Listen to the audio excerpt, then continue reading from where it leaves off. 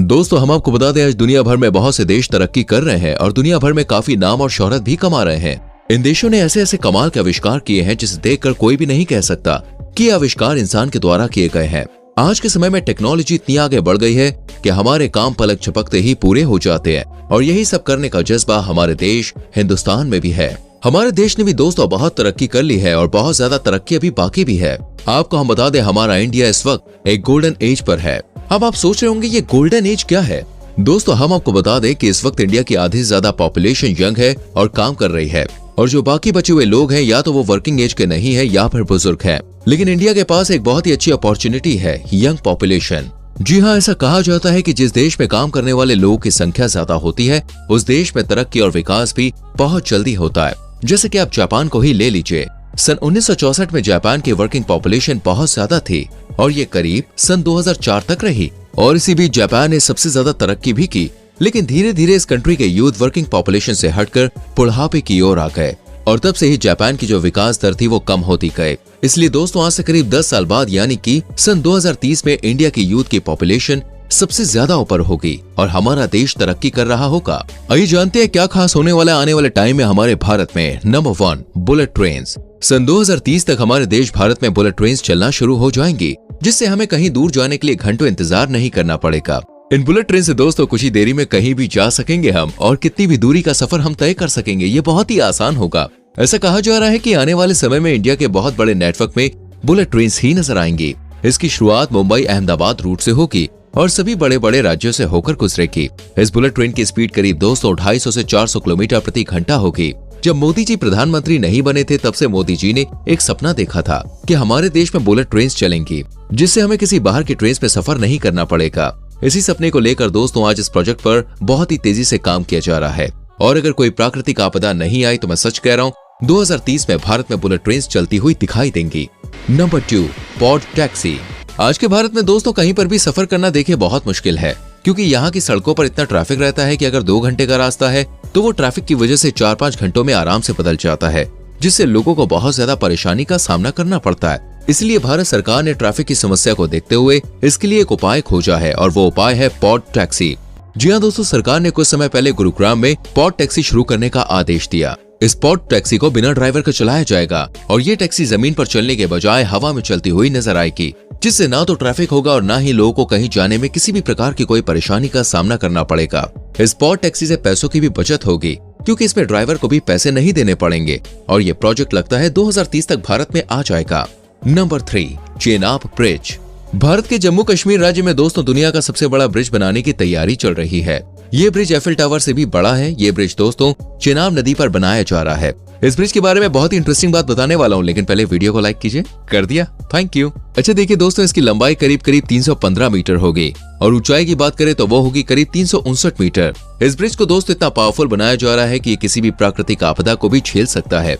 साथ ही इस ब्रिज को आतंकवादियों और हमलों से बचाने की भी पूरी सेफ्टी की गई है। इस पर ट्रेन की पटरियां बिछाई जाएंगी। अगर इस पर ट्रेन 100 किलोमीटर प्रति घंटे की स्पीड से आएगी तो भी इस ब्रिज पर कोई फर्क नहीं पड़ेगा, क्योंकि दोस्तों सरकार ने इस ब्रिज को काफी मजबूत बनवाया है। हम आपको बता दें दोस्तों, इस ब्रिज को बनाने में करीब 190 मिलियन डॉलर का खर्चा आएगा, यानी कि भारतीय रुपयों में बात करें तो ये होगा करीब 1486 करोड़। वैसे तो इस प्रोजेक्ट को बनाने में 10 साल लग चुके हैं, लेकिन ये ब्रिज इतना बड़ा है कि अभी भी इसमें और टाइम लग जाएगा, लेकिन 2030 तक हमें यह ब्रिज देखने को मिल जाएगा। Number 4, Delhi Mumbai expressway. आपको बता दें कि इस दिल्ली मुंबई एक्सप्रेसवे प्रोजेक्ट का काम अभी चल रहा है, और इस प्रोजेक्ट के पूरा होने से हमारा भारत एक अलग ही दिशा में चला जाएगा। यह हाईवे हमारे भारत में खूब जाना जाएगा, क्योंकि सरकार ने इस हाईवे को बनाने के लिए दोस्तों कुछ अलग ही सोच रखा है। सरकार का कहना है कि हाईवे के चारों ओर करीब 40 लाख पेड़ लगाए जाएंगे, जिससे इस हाईवे की खूबसूरती और बढ़ जाएगी। और सिर्फ इतना ही नहीं, इस हाईवे के बनने से 32 करोड़ लीटर फ्यूल की भी बचत होगी। इसको बनाने में करीब 1 लाख करोड़ रुपए का खर्चा आएगा। यह हाईवे एक्सेस कंट्रोल है, जिससे इस हाईवे के बीच में से किसी का भी आना जाना मना होगा। इन पेड़ों को लगाने से दोस्तों एक तो लोगों को अच्छी मात्रा में ऑक्सीजन मिलेगा, और साथ ही फ्यूल के कम खर्च से कार्बन डाइऑक्साइड गैस भी कम होगी। इस आलीशान हाईवे की मदद से दिल्ली से मुंबई का सफर सिर्फ 12 से 13 घंटों में पूरा हो जाएगा। अभी की बात करें तो इनका डिस्टेंस 1510 किलोमीटर है, लेकिन इस हाईवे के बनने के बाद ये डिस्टेंस सिर्फ 1380 किलोमीटर का हो जाएगा। यह हाईवे इंडिया का सबसे लंबा हाईवे कहलाएगा, और सरकार का कहना है कि यह हाईवे पूरी तरह से 2030 तक बनकर तैयार हो जाएगा। Number 5, digital ecosystem. आज के समय में दोस्तों भारत में 60 करोड़ लोग इंटरनेट से जुड़े हुए हैं और 2025 तक ये पॉपुलेशन करीब 90 करोड़ को पार कर जाएगी।